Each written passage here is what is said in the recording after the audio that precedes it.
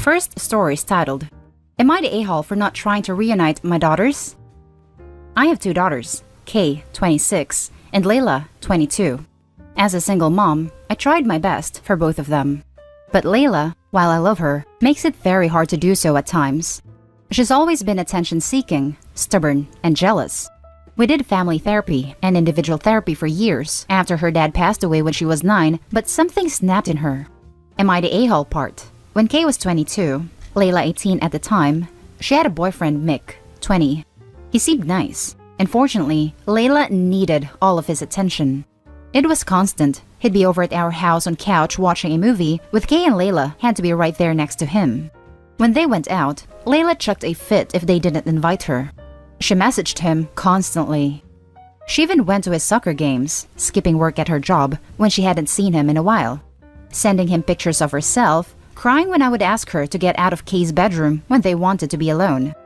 I tried to put my foot down when Kay complained. I had a talk with Layla about boundaries and managing jealousy and how maybe we should get back to therapy.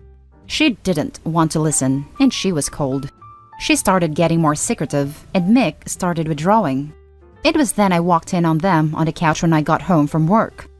I'll be real, I was not calm. I screamed. The whole neighborhood could probably hear. I banned him from the house. I threw her clothes at her and told her to get to her room. I called Kay and asked her to come home. Mick must have gotten to her before me. She came home a mess. It was one of the worst days of my life after losing my husband, honestly. My daughter was devastated, and it was my other daughter that did it. Once Kay calmed down, she asked me to take her to my mom's house, and I did. When I got back, I went to talk to Layla. She was sobbing, saying I ruined everything, that I hated her, that I was always ruining her life, that they were meant to be together. I held her, despite wanting to scream some sense into her. When the dust settled, we talked. She fought any sort of blame, accusing her sister of abusing Mick, of Kay keeping them apart. As gently as possible, I told her that while Mick is awful, what she did is also terrible. She needed to apologize. She refused. That's not even the half of it, but the relationship has been strained for the past few years. Kay has moved on, and I am close with Kay and his husband, and I'm careful to never talk about Layla and to be respectful of Kay's boundaries. Layla, however, begs for information about Kay, wants me to tell her everything, whines about how it was in the past, how she needs to get over it. I'm kinda, huh? I just told her, what do you expect? You never apologized. What you did was wrong. I love you, but I'm not the one to rebuild this relationship anymore. You're not kids. She didn't like that, and while I feel like I'm respecting Kay's boundaries, even my mom says I need to try harder to reunite them. So, am I the a-hole? Now, for the top comments. Definitely not the a-hole. It's hard to accept that when your children become adults, they have to sort out their own crap. But that's the reality of life. You did everything you could for Layla. You sound like you're a great mother. But you're absolutely right in that you have to allow her to go through the consequences of her own actions. If you try to get involved, you risk your relationship with both of your daughters. Thank you for this. Not the a-hole. Most time, I read these types of stories on Reddit. The mother chooses to take the offending daughter's side, but you did the exact opposite. I applaud you for that. Stick to your guns and ignore your mother. If Layla continues her behavior, I'd suggest just going low contact with her because she's not worth losing your good relationship with Kay. What prompted me to post was reading a similar story to mine where that happened. I can't stand cheating, but I understand my daughter was young. Not young enough to not know any better though. And I do love Layla. I just can't help feeling I've failed them both. You haven't failed them both. In fact, it appears you actually handled the situation splendidly. I would keep on the path you're on. Let them work it out as adults. And if Layla continues to complain that Kay won't speak to her, I would just respond with, look, Kay gets to create and maintain her own boundaries, and we have to respect that, even if it's not what we want. Not the a-hole. Layla's in denial. She needs more help than you, even as her mother, can give her. Kudos to you for trying so hard to be there for both of them. Please remember to be kind to yourself too. Thank you for this. Now, for the next story. Am I the a-hole for refusing to take the blame for neglecting my 2-year-old niece? I, 20. I'm the type who prefer to live in my own world most of the times, unless working or asked to be social, and usually spend my weekends alone in my room with doors and windows closed, headphone overhead, and either watch drama or play games. I live with my parents and sister, 23, who is single mother, for now that is, complicated, of a 2-year-old. I woke up at 1 p.m. on Sunday after binging a series of movies the previous night, cleaned myself, ate something, and went back to my room. At around 4 p.m., my sister stormed into my room and screamed at me. I was confused at first, but then understood that she had left my niece in the house and I was supposed to babysit her.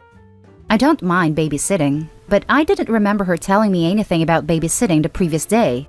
She told me to check my phone, and there it was. A text previous night from her telling me that she would be out next morning and asked me to feed and look after my niece till afternoon. I missed it.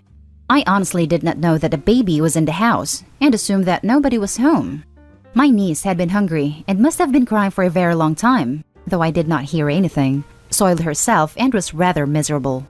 My sister kept yelling at me till she got into tears, calling me unreliable, useless, waste of space, and some vulgarities, etc., which might be true, but I don't really care.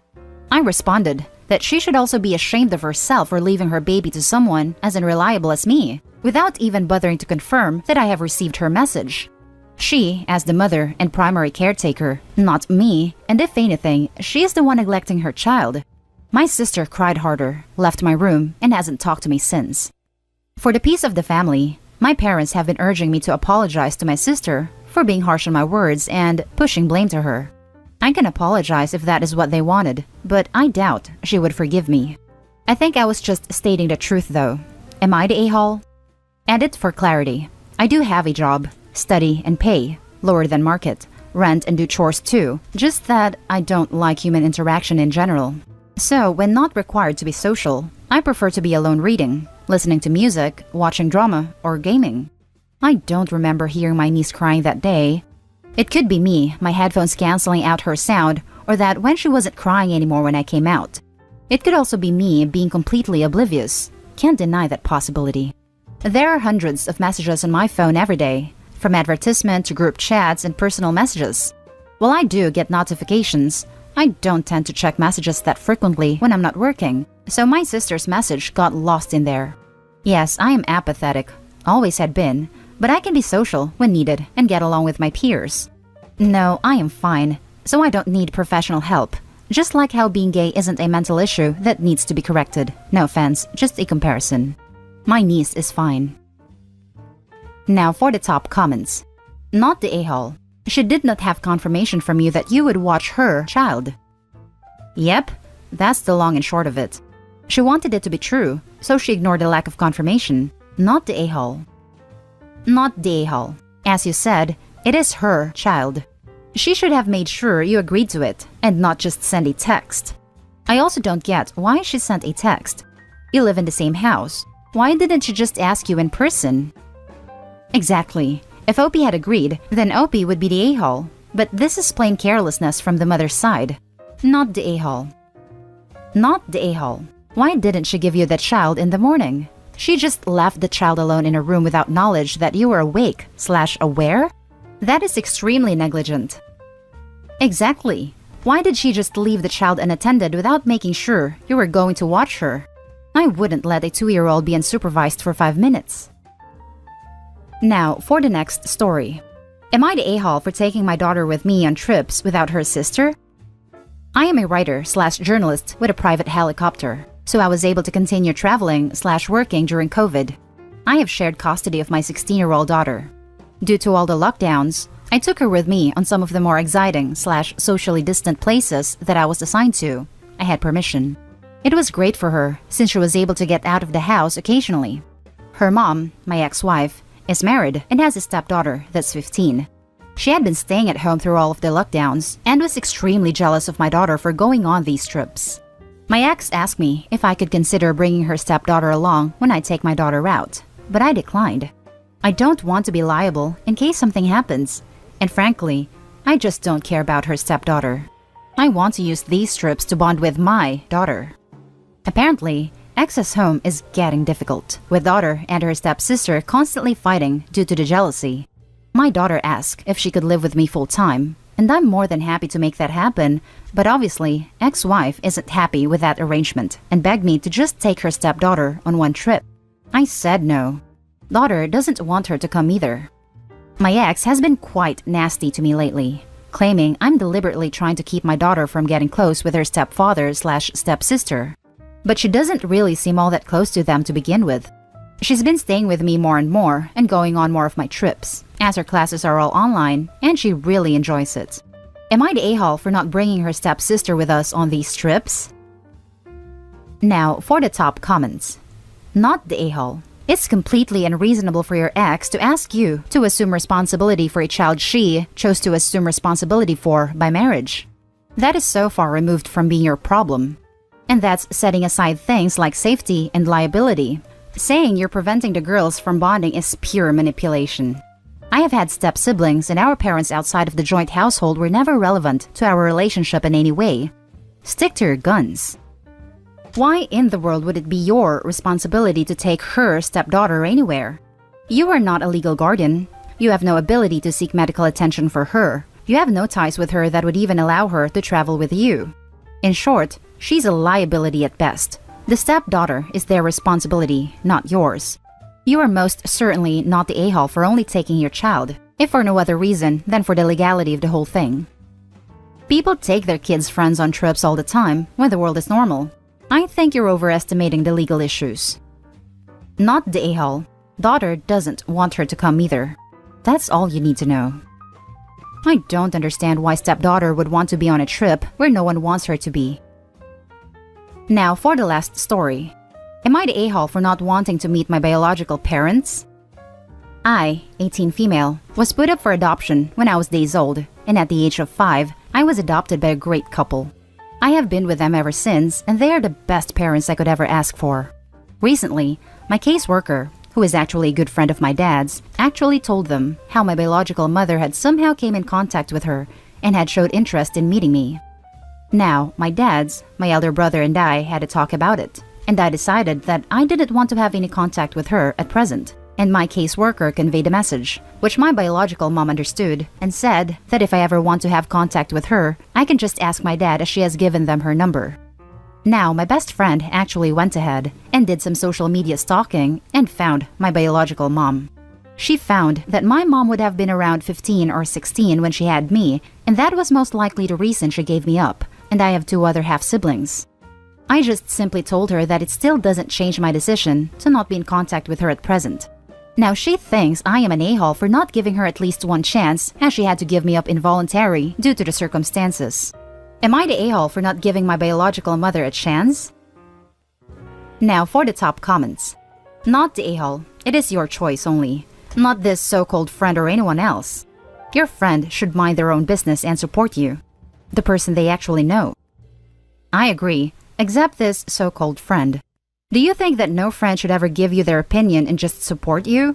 Because to me, that sounds even worse. I know she didn't ask for opinion, but in such a big matter, it's better to consider it and decide on your own. Not the a-hole, but your friend certainly is. Adopted children meeting with their biological parents is a very personal decision. I know, I've done it. It also doesn't always end well.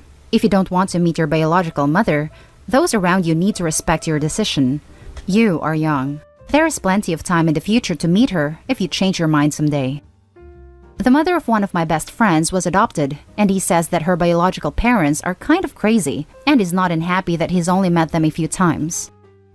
Not the a-hole. I mean, the biological mother seemed cool with your decision too, which is decent. She gave you the option and a way to contact her in the future if you're interested. No one should force anyone into something they aren't ready for or don't want to do. And that's the end of this video, folks. As always, leave a comment and hit like and subscribe.